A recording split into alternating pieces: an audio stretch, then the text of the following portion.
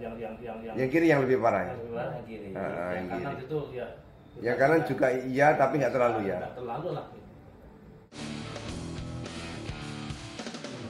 Ya tidak terang. Yang sini di tengah.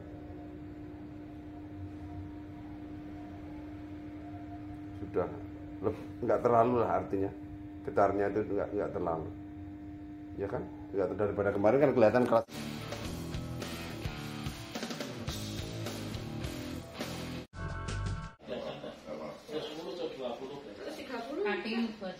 Yang gemetar tangan kanan kiri. Kanan kiri. Sekarang kanan kiri. Dulunya Kiri.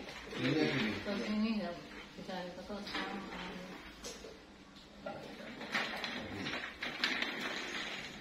Penyakitnya itu nanti nunggu usia. Ketika tambah kurang gerak awalnya, kemudian mulai muncul itu, mulai muncul yang tremor, yang gemetar. Jadi sebenarnya banyak teori salah tentang Parkinson.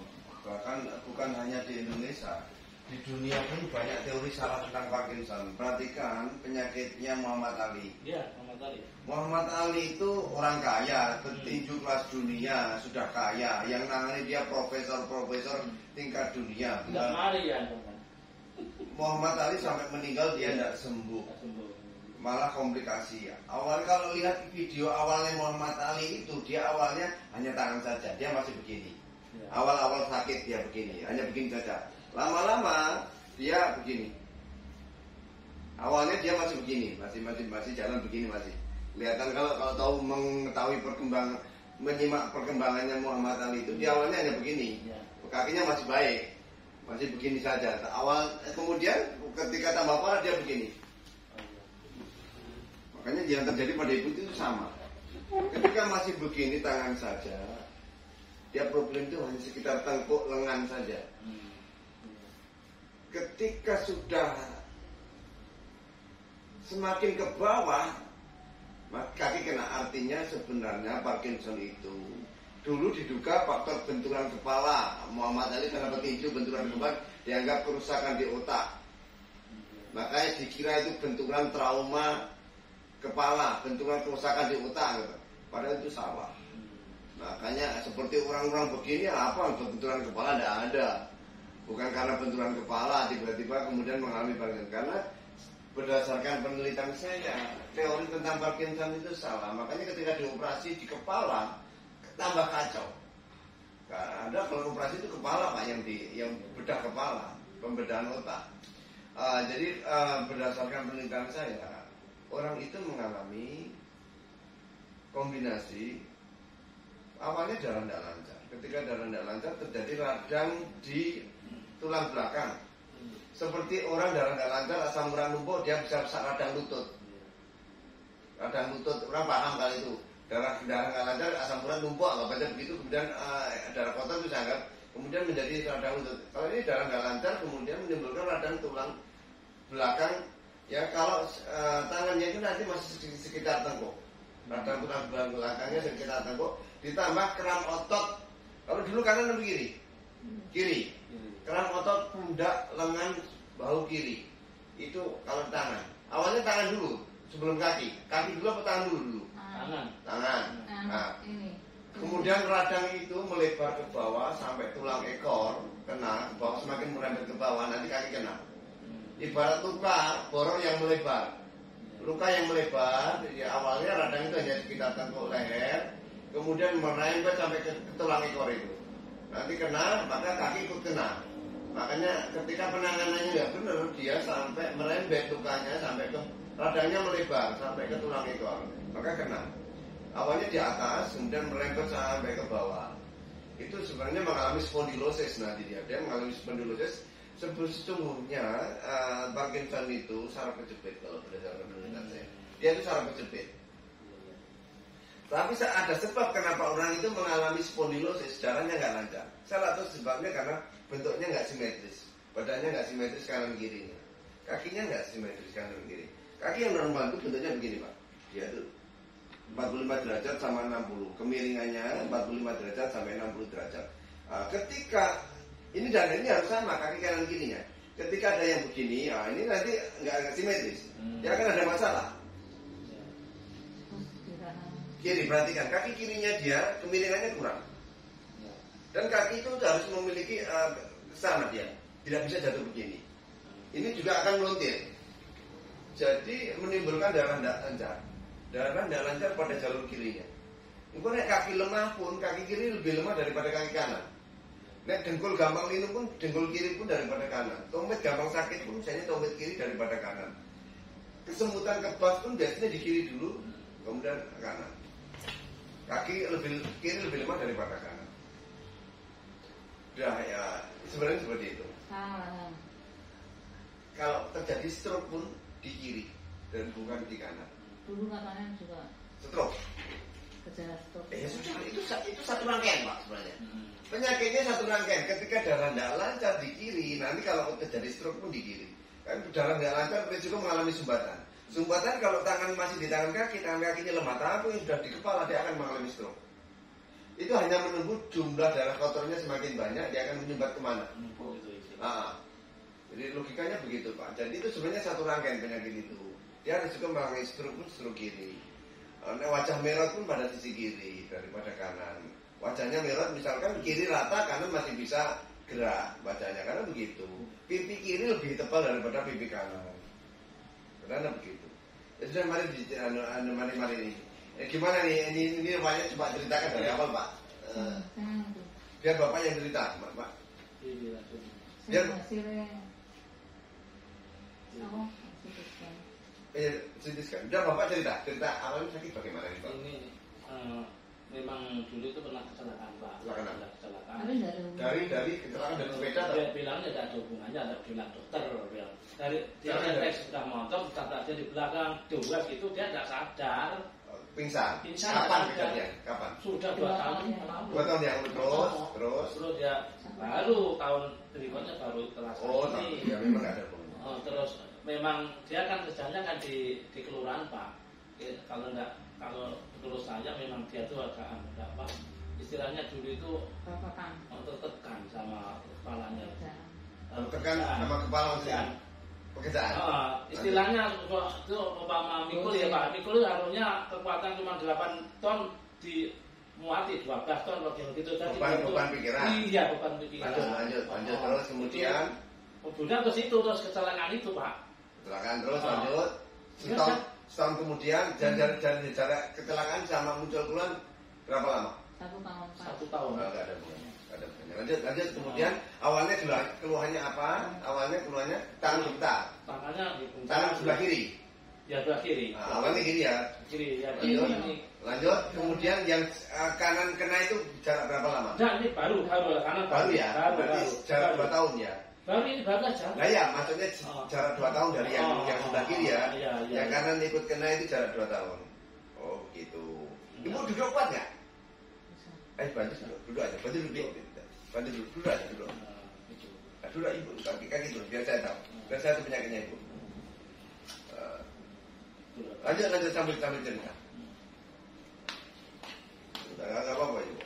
Nggak apa-apa biar saya tahu kayak apa. Kadang kaku, kadang enggak. Oh gitu. Bicaranya coba tangannya diginikan yang ketat kawannya Pak. Oh ini.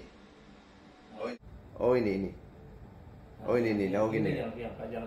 Yang kiri yang lebih parah. Yang kiri. Yang kanan itu ya.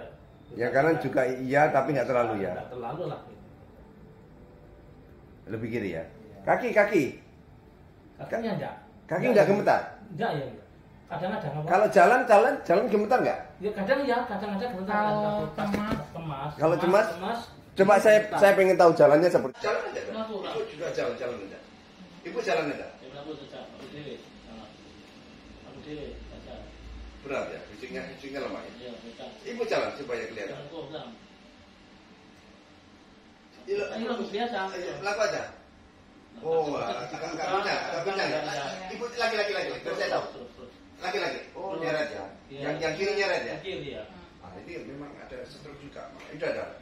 Enggak gemetar kaki kiri. Tapi terkadang Pak, terkadang enggak. Anu olahraga enggak Pak. Enggak, ketika jalannya lancar dia keluarnya peregang. Betul. Saya tahu itu. betul. Saya tahu itu. Oh. Itu penyebabnya darahnya kadang nyumbat, kadang ngalir. Iya. Lanjut, ibu. Duduk. Ya saya tahu. Oh, itu nyeret.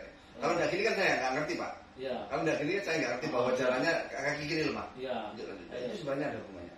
Jadi awalnya hanya Parkinson, kemudian belakangnya stroke-nya muncul.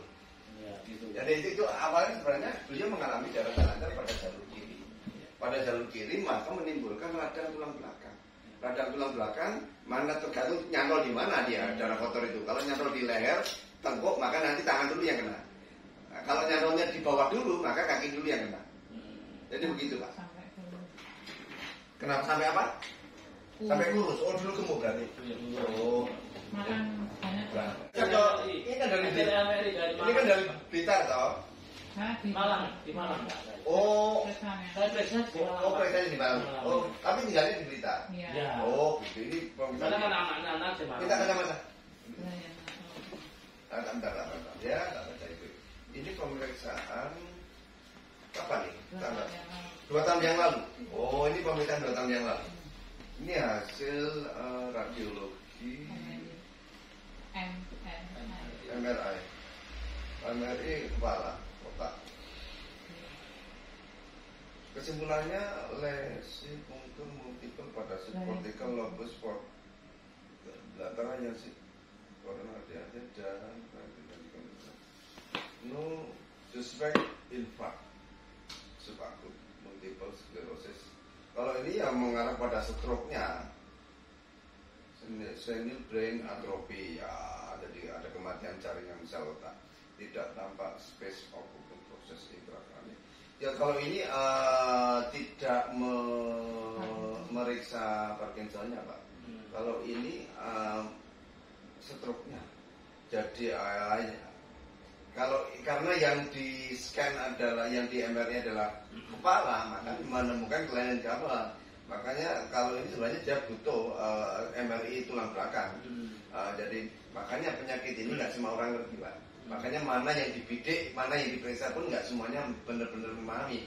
Makanya menggunakan pengobatan cara konvensional di rumah sakit itu banyak yang nggak sembuh. USG itu apik, sebenarnya kalinya yang apik.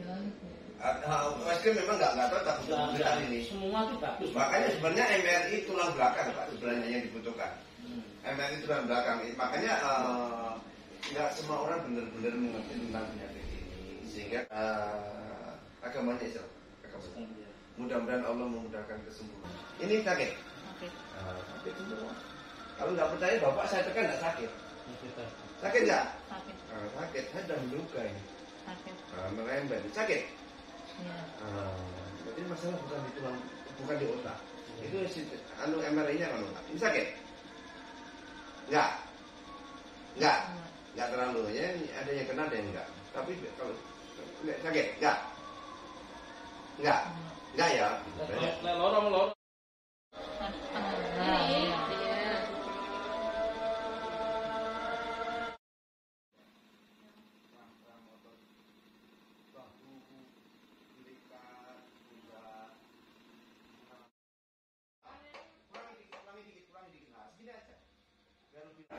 Merasa lebih enak apa enggak?